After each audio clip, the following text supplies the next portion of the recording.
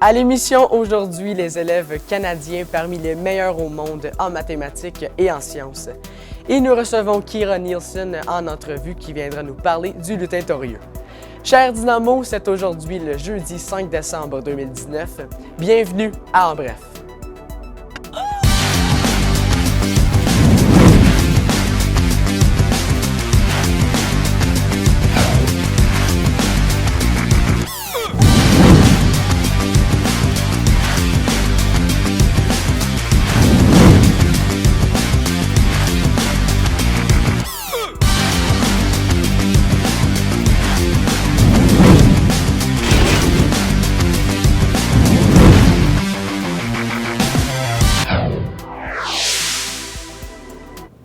Bonjour, ici Kyliane Forgette et Noah Rivard. Bienvenue à En Bref.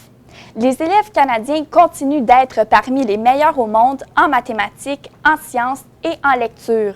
C'est ce que révèle la dernière enquête du programme international pour le suivi des acquis. Les élèves canadiens ont obtenu des notes supérieures à la moyenne des pays de l'OCDE dans un test mené l'an dernier auprès d'environ 600 000 élèves de 15 ans, dans 79 pays et régions du monde. Les élèves canadiens se classent parmi les 10 premiers pays pour leurs résultats dans les tests de mathématiques, de sciences ainsi que de lecture. Enfin, l'étude montre que même si les élèves canadiens sont parmi les meilleurs, leurs résultats ont quelque peu baissé ces dernières années. En lecture, par exemple, ils sont passés de 534 points en 2000 à 520 points en 2018. La recherche révèle par ailleurs que la situation sur la planète s'aggrave en lecture. Seulement un élève sur 10 a été en mesure de faire la distinction entre des faits et des opinions dans un texte. C'est aujourd'hui que la gouverneure du Canada, Julie Payette, lira le discours du trône. Étant minoritaire, le premier ministre Trudeau devra présenter des projets qui seront ralliés la majorité de la Chambre au cours de son mandat. Le discours du trône vise à présenter aux députés et à la population en général quelles sont les intentions du gouvernement. Le premier ministre a déjà confirmé que le premier item à l'ordre du jour du nouveau Parlement sera la baisse d'impôts promise pendant la campagne électorale. Dans son programme, Justin Trudeau a notamment promis de planter 2 milliards d'arbres d'ici 10 ans afin de lutter contre les émissions de gaz à effet de serre. Les libéraux se sont également engagés à créer un régime national d'assurance médicaments. Reste à voir maintenant si ces derniers réussiront à aller chercher l'appui de la majorité de la Chambre. À noter que quelques 13 gouvernements minoritaires ont été formés au Canada depuis 1921. Nous avons entendu parler cette année que beaucoup d'organismes et d'institutions bancaires se sont fait voler ou pirater de l'information personnelle qu'ils détenaient sur leurs clients. Sachez qu'un fraudeur pourrait prendre votre identité à tout moment s'il se trouve en possession de votre numéro d'assurance sociale. Vous n'êtes pas tenu de partager votre numéro d'assurance sociale avec qui que ce soit. Seul Revenu Canada, les banques et votre employeur peuvent vous demander votre numéro d'assurance sociale.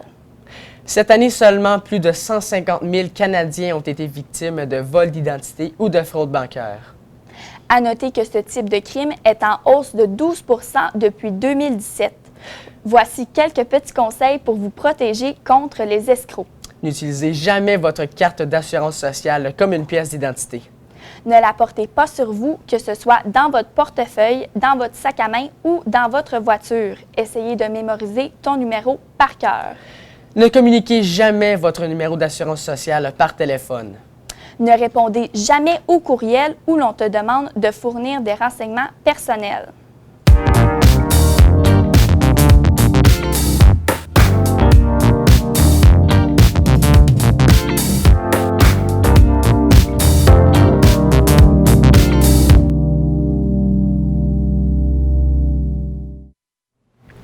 Le lutin torieux fait des ravages à l'ESCC depuis le début de décembre.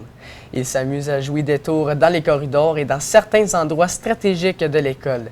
Nous recevons Kira Nielsen ce matin à En Bref pour nous parler de ce phénomène. Bon matin, Kira, ça va bien? Oui, toi? Oui, ça va bien, merci.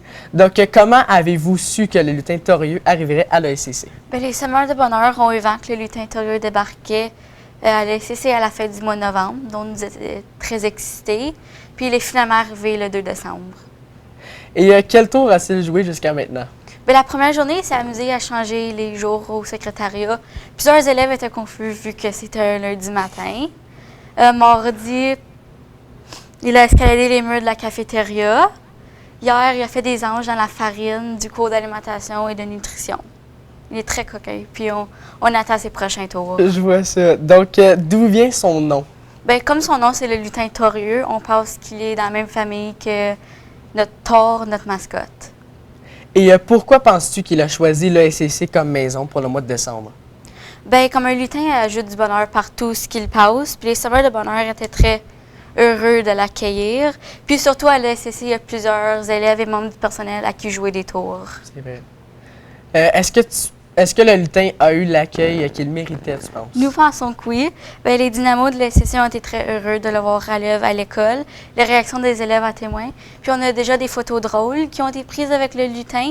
Puis ici, nous invitons aux élèves d'envoyer leurs photos à Mme Mélanie Roy. C'est bien. Et le lutin ne doit pas que semer que du bonheur à l'ESCC. Non, en effet, M. Normand, le directeur adjoint, c'est qui est responsable des disciplines, en a assez de ses tours.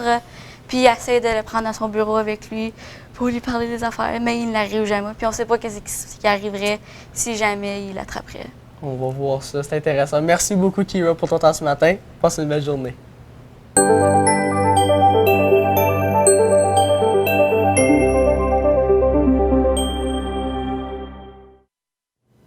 Côté météo, ce sera généralement nuageux aujourd'hui avec de la neige passagère. Environnement Canada nous prévoit un maximum de -1 degré. Côté bénévolat, l'Association de hockey mineur de Saint-Isidore demande plusieurs bénévoles lors des tournois durant les fins de semaine. Le club optimiste de Saint-Isidore aura aussi besoin des bénévoles pour le Noël des enfants le 8 décembre de 8h30 à 12h30 et pour un service d'emballage de cadeaux le 15 décembre de 9h30 à 13h30. Madame Anne Legault pour répondre à vos questions au besoin.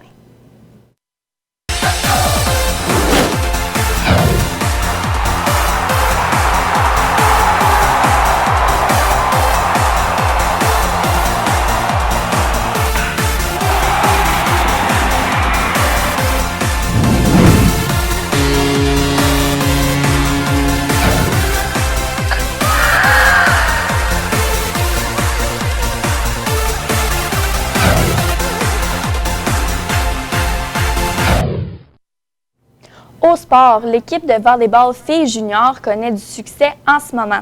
Elle occupe la première place au classement. Elle joue aujourd'hui à l'ESCC. L'équipe senior a perdu mardi contre Plantagenet.